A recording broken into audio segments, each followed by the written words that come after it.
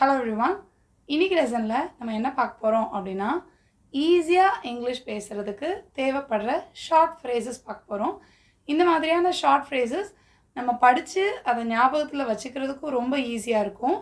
நம்ம இங்கிலீஷில் பேசணும்னு நினைக்கும் போது இதெல்லாம் யூஸ் பண்ணோம் அப்படின்னா பேசுகிறதுக்கும் ரொம்ப ஈஸியாக இது வந்துடும், வாயில் வந்துடும். இதெல்லாம் ஞாபகம் வச்சுக்கிட்டோம் அப்படின்னா. ஸோ அந்த மாதிரியான ஈஸியான ஷார்ட் ஃப்ரேசஸ் கொஞ்சம் பார்க்கலாம்.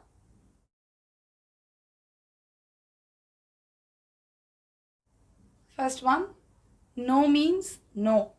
நோ மீன்ஸ் நோ அப்படின்னா என்னென்னா, நம்ம தமிழ்லலாம் ஏதாவது பேசும்போது இல்லைன்னா இல்லை, வேண்டானா வேண்டாம் அப்படின்னு சொல்லுவோம்ல. இந்த வேண்டானா வேண்டாம் தான் அப்படின்னு சொல்கிறதுக்கு தான் நோ மீன்ஸ் நோ அப்படின்னு சொல்லிட்டு சொல்லலாம். Next one, no way. No way அப்படின்னா முடியவே முடியாது, எந்த வழி என்ன செஞ்சாலும் எனக்கு வேண்டவே வேண்டாம், எனக்கு முடியவே முடியாது அப்படின்னு சொல்கிறதுக்கு நோ வே அப்படின்னு சொல்லலாம். Next one, will see. So will see அப்படின்னா பார்க்கலாம் அப்படின்னு சொல்லுவோம்ல. தமிழில் யாராவது ஏதாவது சொன்னாங்க இப்படி நடக்கும் அப்படி நடக்கும் அப்படின்லாம் சொன்னால் பார்க்கலாம், நடக்குதான்னு பார்க்கலாம் அப்படின்னு சொல்லுவோம்ல. பார்க்கலாம் அப்படின்னு சொல்கிறதுக்கு வில் சி அப்படின்னு சொல்லிட்டு சொல்லலாம். Next one, my bad. So my bad அப்படின்னா என்ன அர்த்தம் அப்படின்னா, ஏதாவது ஒரு தப்பு பண்ணிட்டோம் அப்படின்னா தப்பெல்லாம் என் மேலே தான், இது நான் பண்ண தப்பு தான், என்னால் தான் இப்படி ஆச்சு, இது என்னோட மிஸ்டேக் தான் அப்படிலாம் சொல்லுவோம்ல. இந்த மாதிரி நம்ம அக்செப்ட் பண்ணிக்கிறதுக்கு இது என்னோட தப்பு தான் அப்படின்னு சொல்கிறதுக்கு மை பேட் அப்படின்னு சொல்லிட்டு சொல்லலாம். Next one, lucky you. So lucky you அப்படின்னா யாரையாவது சே பரவாயில்லையே நீ பெரிய அதிர்ஷ்டக்காரன், உனக்கு நிறைய லக் இருக்குது அப்படிலாம் சொல்லுவோம்ல. இந்த மாதிரி லக் இருக்குதுன்னு அடுத்தவங்களை நம்ம சொல்லும்போது ஹே லக்கி யூ அப்படின்னா நீ பெரிய அதிர்ஷ்டக்காரன்டா அப்படின்னு சொல்கிற மாதிரி அர்த்தமாக இருக்கும். ஸோ நம்ம யாரையாவது அப்படி சொல்லணும்னா ஹே லக்கி யூ அப்படின்னு சொல்லிட்டு சொல்லலாம். Next one, fingers crossed. So fingers crossed அப்படின்றது எப்போ சொல்லலாம் அப்படின்னா, ஏதாவது ஒரு விஷயம் கண்டிப்பாக நடக்கும் அப்படின்னு சொல்லிட்டு ரொம்ப நம்பிக்கையோடு நம்ம இருக்கிறோம், எதிர்பார்த்துட்ருக்கோம் அப்படின்னா அந்த நேரம் நம்ம ஃபிங்கர்ஸ் கிராஸ்ட் அப்படின்னு சொல்லலாம். யாராவது அதை பற்றி நம்மக்கிட்ட ஏதாவது கேள்வி கேட்டாங்கன்னா, இந்த வேலை கிடச்சிரும்னு நினைக்கிறியா, இல்லை உனக்கு இந்த தடவை ப்ரமோஷன் கிடைக்கும்னு நினைக்கிறியா, என்ன நினைக்கிற அப்படின்னா நினச்சிட்ருக்கேன், ஃபிங்கர்ஸ் கிராஸ்ட் அப்படின்னு சொல்லலாம். ஃபிங்கர்ஸ் கிராஸ்ட்னு இந்த மாதிரியே ஒரு ஜெஸ்டரோடு சொல்லுவாங்க. ஸோ ஃபிங்கர்ஸ் கிராஸ்ட் அப்படின்னா ஆமாம் நம்பிட்டுருக்கேன், எதிர்பார்த்துட்ருக்கேன் அந்த மாதிரி அர்த்தம். Next one, lips sealed.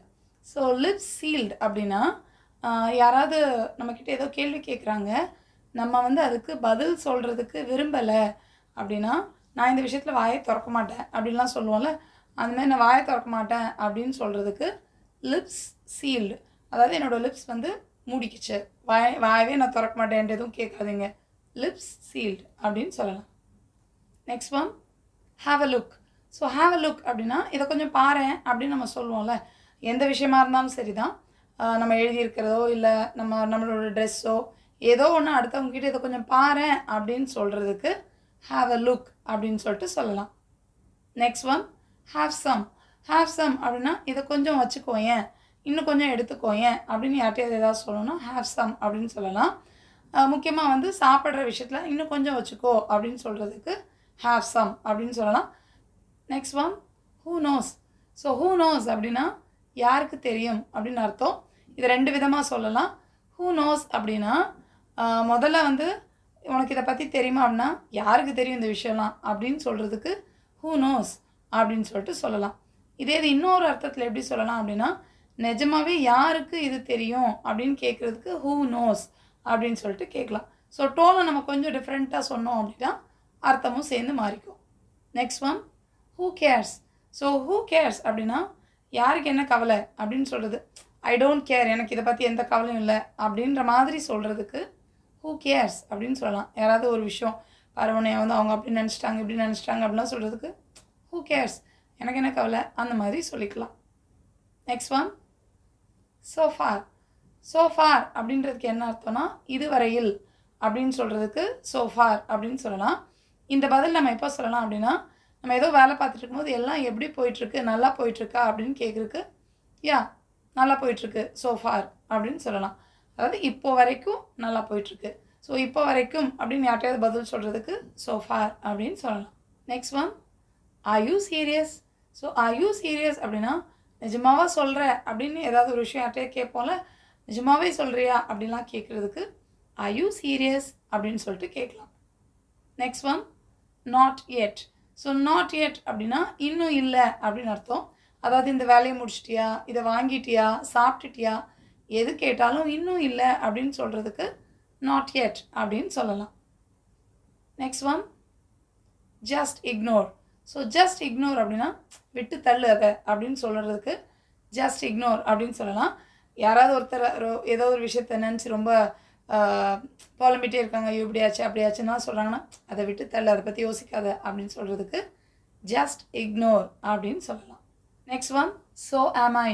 So ஆம் ஐ அப்படின்னா நானும் தான் அப்படின்னு சொல்கிறதுக்கு ஸோ ஆம் ஐ அப்படின்னு சொல்லலாம். இது எப்போ சொல்லலாம் அப்படின்னா எனக்கு உன்னை பார்த்ததுல ரொம்ப சந்தோஷம், உன்கிட்ட பேசினது ரொம்ப சந்தோஷம் இப்படிலாம் யாராவது சொல்கிறாங்கன்னா யா ஸோ ஆம் ஐ, எனக்கும் அதே தான் அப்படின்னு சொல்கிறதுக்கு ஸோ ஆம் ஐ அப்படின்னு சொல்லிட்டு சொல்லலாம். Next one why not. So why not அப்படின்னா ஏன் இல்லை, ஏன் கூடாது இப்படிலாம் கேட்போம்ல. யாராவது ஒருத்தர் இது செய்யக்கூடாது, இது முடியாது அப்படிலாம் சொன்னால் ஏன் இல்லை, ஏன் கூடாது, ஏன் முடியாது இப்படிலாம் கேட்குறதுக்கு ஒய் நாட் அப்படின்னு சொல்லிட்டு கேட்கலாம். Next one no idea. So no idea அப்படின்றது வந்து எப்போ சொல்லலாம் அப்படின்னா ஏதாவது ஒரு விஷயம் உங்களுக்கு தெரியாது அப்படின்னா தெரியாது அப்படின்னு சொல்கிறதுக்கு பதிலாக நோ ஐடியா, அதை பற்றி எனக்கு ஒன்றும் தெரியாது, ஸோ நோ ஐடியா அப்படின்னு சொல்லிட்டு சொல்லலாம். Next one never mind. Never mind அப்படின்னா அதெல்லாம் பெருசாக எடுத்துக்காத, அவங்க சொல்கிறதெல்லாம் பெருசாக எடுத்துக்காத, மனசில் எதுவும் நினச்சிக்காத இப்படிலாம் சொல்கிறதுக்கு நெவர் மைண்ட் அப்படின்னு சொல்லலாம். Next one do I. So do I அப்படின்னா நான் செய்யணுமா, கண்டிப்பாக நான் செய்யணுமா அப்படின்லாம் கேட்குறதுக்கு டு ஐ அப்படின்னு சொல்லிட்டு சொல்லணும். இப்போ ஏதோ ஒரு விஷயம் வந்து நம்மக்கிட்ட வந்து இந்த விஷயத்த செஞ்சிரு அப்படின்னு யாராவது நம்மக்கிட்ட சொல்கிறாங்க அப்படின்னா உங்களுக்கு செய்கிறதுக்கு அது கஷ்டமாக இருக்குது, கஷ்டமான வேலை அப்படின்னு தோணுச்சு அப்படின்னாலும் ஓ டு ஐ அப்படின்னா நான் செய்யணுமா கண்டிப்பாக அப்படின்றதுக்கு தான் டு ஐ அப்படின்னு சொல்லிட்டு கேட்கலாம். Next one why don't you. Why don't you அப்படின்னு கேட்குறது எதுக்கு அப்படின்னா நீ ஏன் செய்யக்கூடாது, நம்மளை செய்ய சொல்கிற போது வை டோன்ட் யூ அப்படின்னா நீ ஏன் செய்யக்கூடாது அப்படின்னு சொல்கிறது தான் நம்ம வை டோன்ட் யூ அப்படின்னு சொல்லிட்டு கேட்கலாம். Next one are you sure. Are you sure அப்படின்னா உனக்கு இது கட்டாயமாக தெரியுமா, நிஜமாகவே தெரியுமா இப்படிலாம் யார்கிட்டயாவது கேட்குறதுக்கு ஆர் யூ ஷுர் அப்படின்னு சொல்லிட்டு கேட்கலாம். Next one mind your own. So mind your own அப்படின்னா உன் வேலையை பாரு அப்படின்னு நம்ம சொல்லுவோம்ல கோவத்தில், அந்த மாதிரி சொல்கிறது தான் மைண்ட் யோர் ஓன் அப்படின்னு சொல்லலாம். மைண்ட் யோர் ஓன் பிஸ்னஸ் அப்படின்னும் சொல்லலாம், இல்லை மைண்ட் யோர் ஓன் அப்படின்னு சொல்லலாம். Next one mind your words.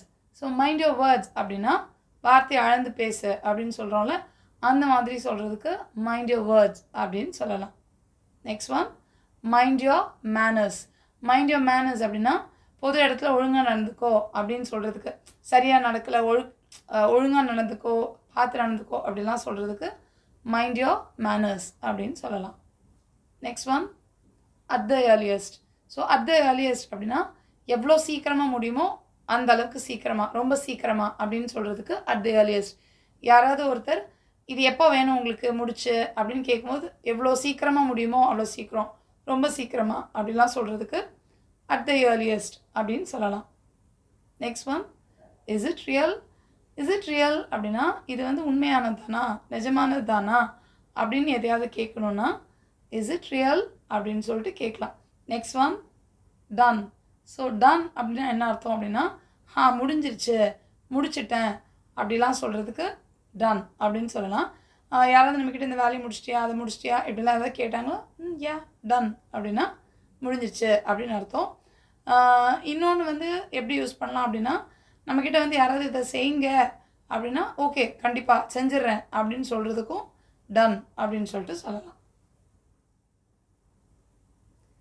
So இப்போ நீங்களே பார்த்துருப்பீங்க இந்த ஷார்ட் ஃப்ரேசஸ் எவ்வளோ ஈஸியானதாக இருக்குது அப்படின்னு சொல்லிட்டு.